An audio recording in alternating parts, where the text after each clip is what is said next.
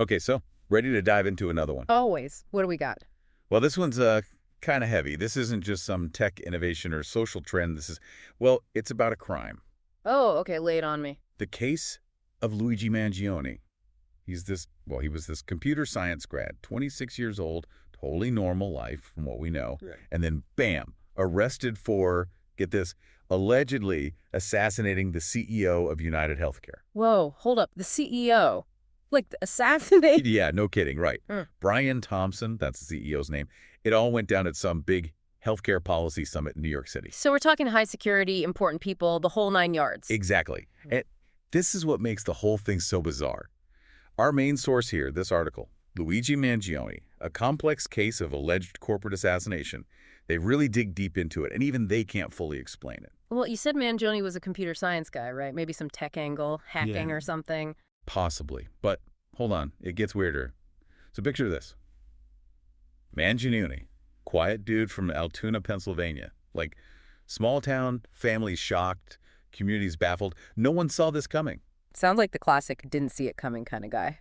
But gotta be more to it, right? What triggered this? That's where the manifesto comes in. Yeah. Yeah, apparently he wrote this whole thing by hand, laying out, well, his reasons. Oh, so like a motive. Motive, yeah, and a whole lot more. He goes off on the health insurance industry, United Healthcare specifically, calls them out for, like, putting profits before patients. Okay, that's a common criticism, but that doesn't equal murder, right?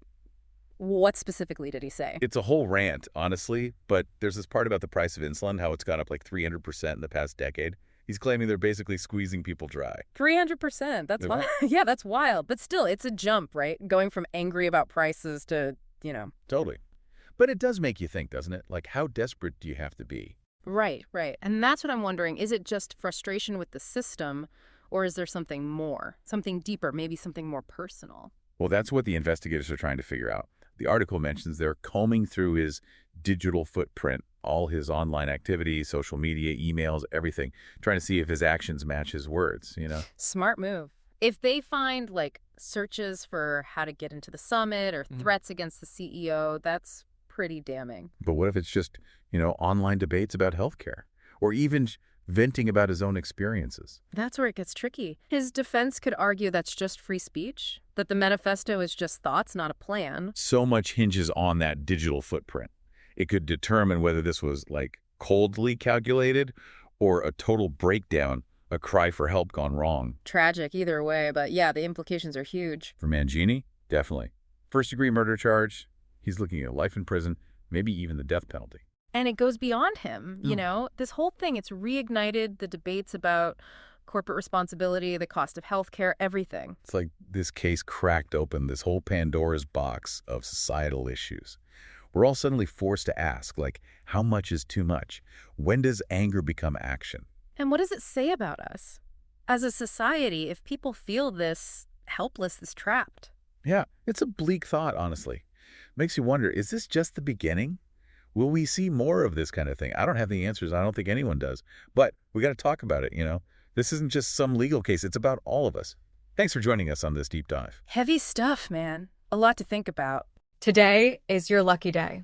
Today is the day that our $3 website works for you, paying you directly to your PayPal daily. Imagine $3 ongoing continuous payments to your PayPal account. Imagine falling asleep and waking up to $300 in your PayPal account. How would this make you feel? How could this help you? What bills could you pay? What kind of fun could you have? What does that retirement look like now?